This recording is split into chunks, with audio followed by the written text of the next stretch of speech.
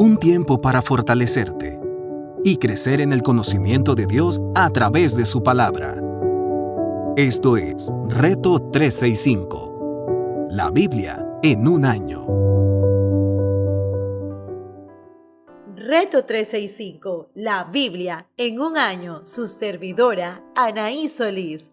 Antiguo Testamento, libro Segunda de Crónicas, capítulo 24. Joás, rey de Judá. Joás tenía 7 años cuando ascendió al trono y reinó en Jerusalén. 40 años su madre era Sibia, oriunda de Berseba. Mientras el sacerdote Joyada vivió, Joás hizo lo que agrada al Señor. Joyada eligió 2 esposas para Joás y con ellas Joás tuvo hijos e hijas. Algún tiempo después, Joás decidió reparar el templo del Señor. Reunió a los sacerdotes y a los levitas y le dijo: vayan por las ciudades de Judá, recojan dinero de todos los israelitas para reparar cada año el templo de su Dios. Háganlo inmediatamente. Sin embargo, los levitas fueron negligentes. Entonces el rey llamó al sumo sacerdote Joyada y le dijo: ¿por qué no has presionado a los levitas para que vayan y recojan en Judá y en Jerusalén la construcción que Moisés, siervo del Señor, y la asamblea de Israel impusieron para la tienda del pacto? Resulta que la malvada de Atalía y sus hijos habían destrozado el templo de Dios y hasta habían ofrecido a los Baales los objetos sagrados del templo del Señor. Por eso el rey ordenó que se hicieran un cofre y se lo colocaran fuera junto a la puerta del templo del Señor. Luego mandó que se pregonara por Judá y Jerusalén que trajeran al Señor la contribución que Moisés, siervo del Señor, había ordenado a Israel en el desierto. Todos los jefes y todo el pueblo llevaron alegremente sus contribuciones y las depositaron en el cofre hasta llenarlo. Los levitas llevaban el cofre a los funcionarios del rey para que lo examinaran. Cuando veían que había mucho dinero, se presentaban el secretario real y un oficial nombrado por el sumo sacerdote, y luego de vaciar el cofre, volvían a colocarlo en su lugar. Esto lo hacían todos los días y así recogieron mucho dinero. El rey y Joyada entregaban el dinero a los que supervisaban la restauración del templo del Señor, y estos contrataban canteros, carpinteros y expertos en el manejo del hierro y del bronce para prepararlo. Los supervisores de la restauración trabajaron diligentemente hasta terminar la obra. Repararon el templo de Dios y lo dejaron en buen estado y conforme al diseño original. Cuando terminaron, le llevaron al rey y a Joyada el dinero que sobró, y estos lo utilizaron para hacer utensilios para el templo del Señor, utensilios para el culto y para los holocaustos, y cucharones y vasos de oro y de plata. Todos los días mientras Joyada vivió, se ofrecieron holocausto en el templo del Señor, pero Joyada envejeció y murió muy anciano. Cuando murió tenía 130 años. Fue sepultado junto con los reyes en la ciudad de David, porque había servido bien a Israel y a Dios y a su templo. Depravación de Joás. Después de que Joyada murió, los jefes de Judá se presentaron ante el rey para rendirle homenaje, y él escuchó sus consejos. Abandonaron el templo del Señor, Dios de sus antepasados, y adoraron las imágenes de Acera y de los ídolos. Debido a este pecado, la ira de Dios cayó sobre Judá y Jerusalén. El Señor les envió profetas para que los exhortaran a volver a Él, pero no le hicieron caso. El Espíritu de Dios vino sobre Zacarías, hijo del sacerdote Joiada, y éste, presentándose ante el pueblo, declaró: Así dice el Señor, porque desobedecen mis mandamientos, de ese modo no prosperarán. Como me han abandonado, yo también los abandonaré. Pero ellos conspiraron contra Zacarías, hijo de Joiada, y por orden del rey, lo mataron a pedradas en el atrio del templo del Señor. Así fue como el rey Joás, no tomando en cuenta la bondad de Joiada, mató a su hijo Zacarías, quien al morir dijo: Que el Señor vea esto y te juzgue. Al cabo de un año, las tropas sirias marcharon contra Joás, invadieron Judá y Jerusalén, y después de matar a los jefes del pueblo, enviaron todo el botín al rey de Damasco. Aunque el ejército sirio era pequeño, el rey permitió que derrotara a un ejército muy numeroso, porque los habitantes de Judá habían abandonado al Señor, Dios de sus antepasados. De esta manera, Joás recibió el castigo que merecía. Cuando los sirios se retiraron, dejando a Joás gravemente herido, sus servidores conspiraron contra él y lo mataron en su propia cama, vengando así la muerte del hijo del sacerdote Joiada.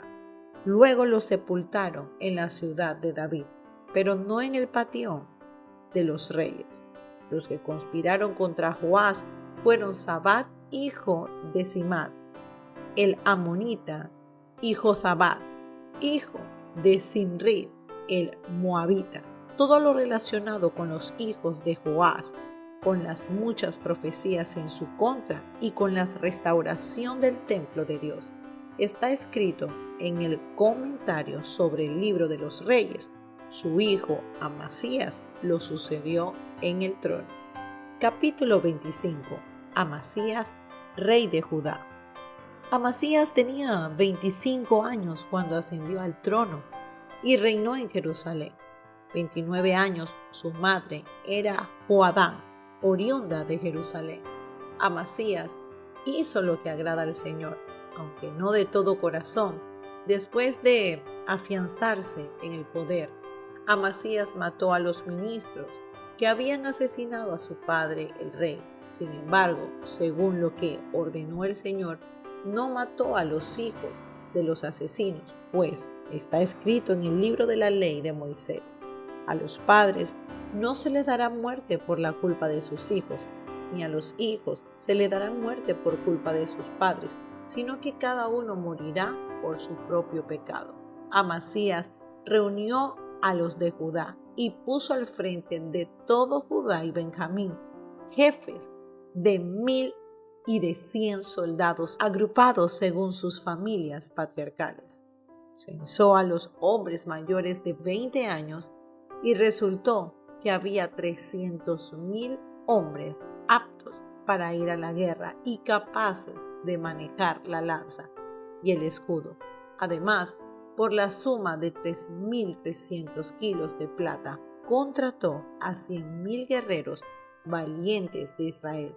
Pero un hombre de Dios fue a verlo y le dijo: Su Majestad, no permita que el ejército de Israel vaya con usted, porque el Señor no está con esos efraimitas.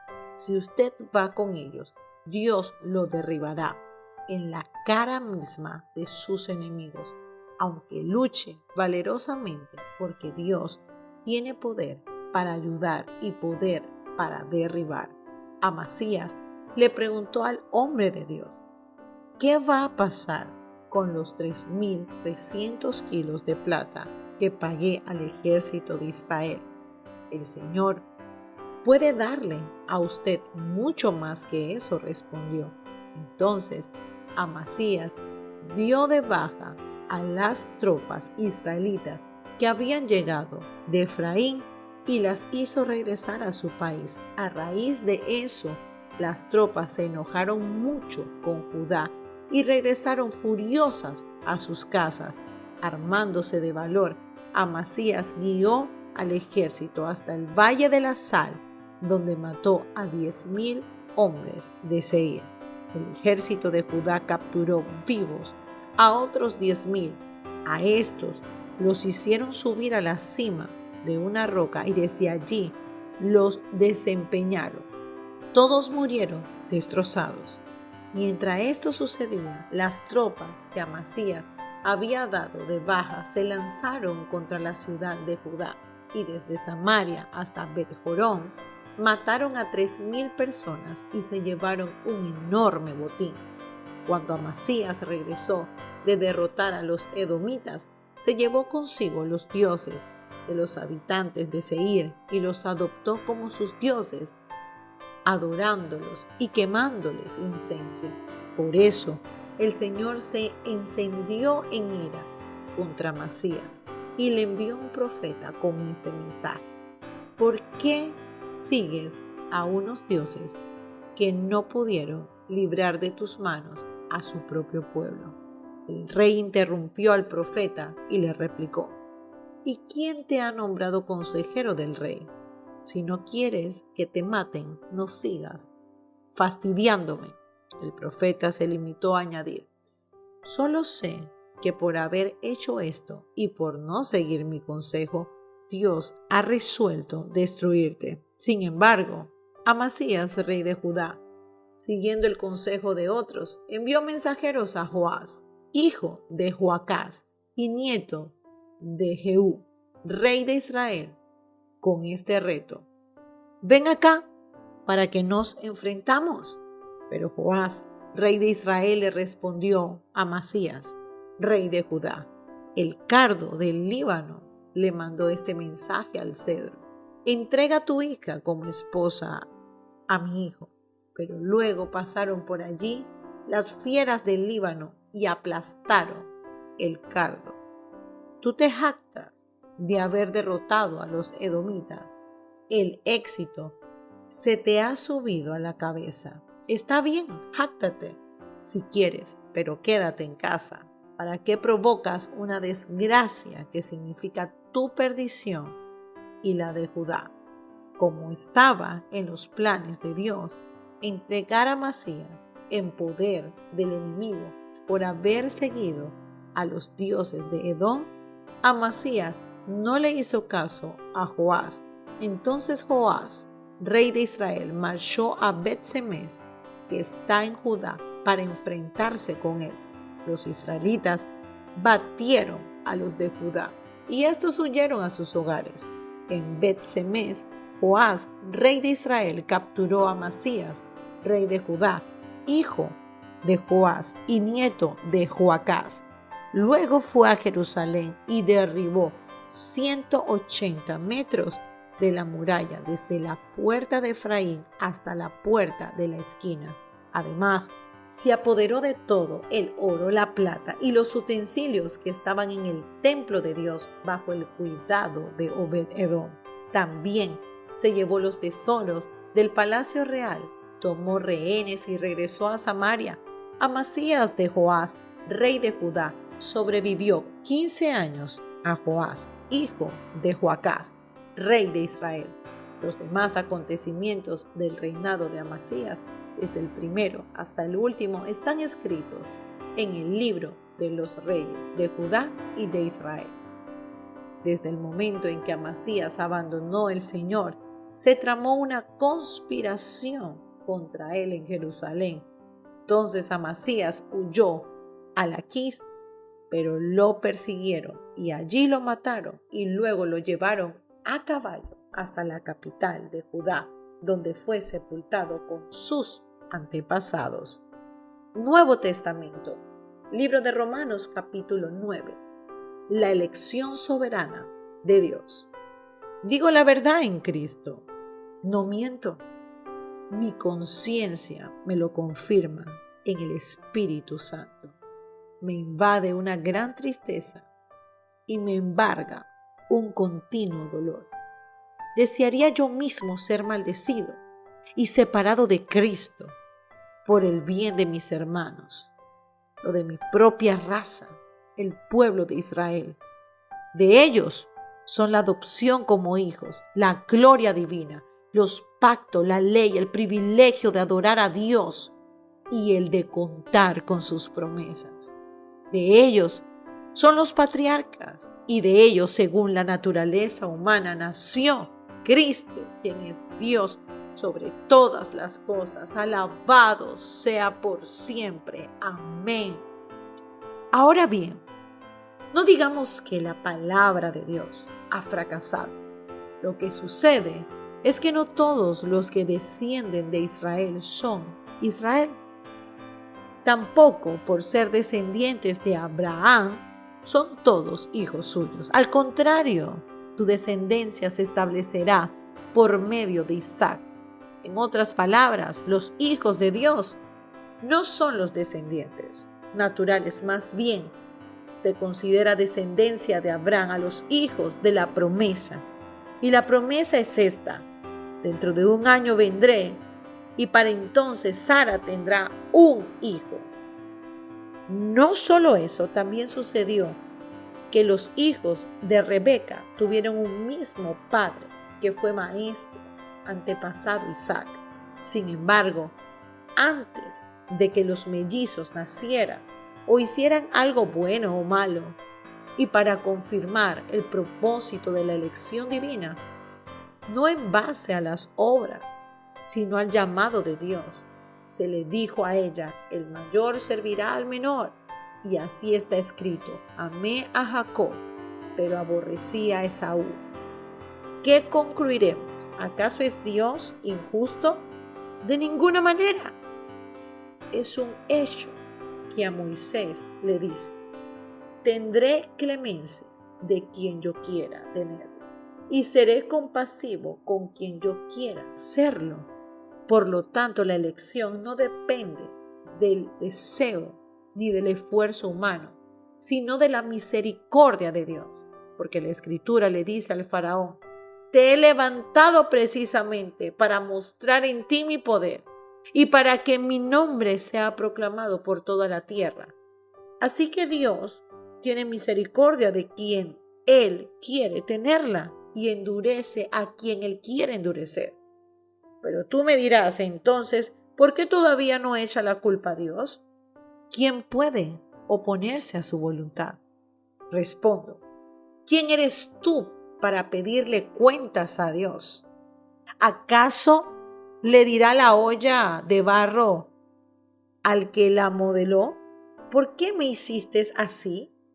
¿No tiene derecho el alfarero de hacer del mismo barro una vasija para usos especiales y otras para fines ordinarios? Antiguo Testamento, libro de Salmos, capítulo 89, verso 9. Tú gobiernas sobre el mar, embravecido, tú apaciguas sus encrespadas olas. Aplastaste a Rahab como a un cadáver, con tu brazo poderoso dispersaste a tus enemigos. Tuyo es el cielo, tuya la tierra. Tú fundaste el mundo y todo lo que contiene.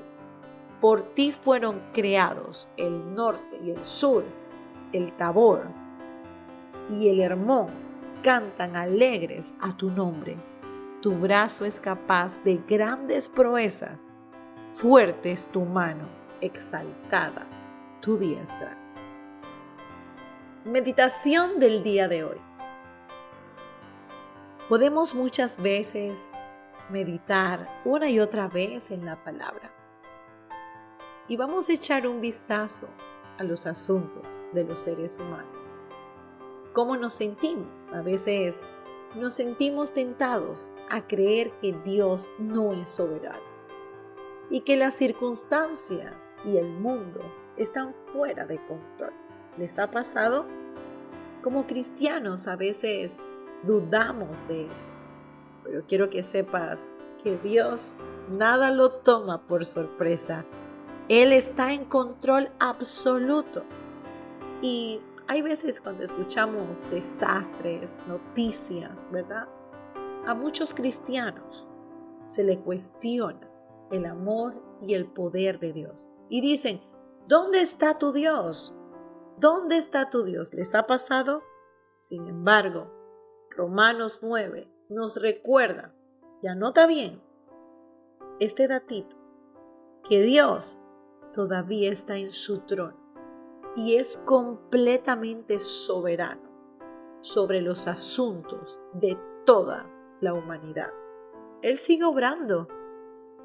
Él sigue obrando, mi querido hermano, mi querida hermana, que estás en este reto. Reto 365, la Biblia en un año. Quiero que sepas que su misericordia, su amor, está sobre nosotros. Sí, es misteriosa muchas veces su voluntad, independientemente de las apariencias, y podemos tener la certeza de que Él cumplirá todo lo que en algún momento te prometí. Solamente tienes que creer y tienes que saber hoy claramente de que Él sigue siendo Dios, el de ayer, el de hoy y hasta su venida. Nuestro Dios es un Dios soberano. Bendiciones.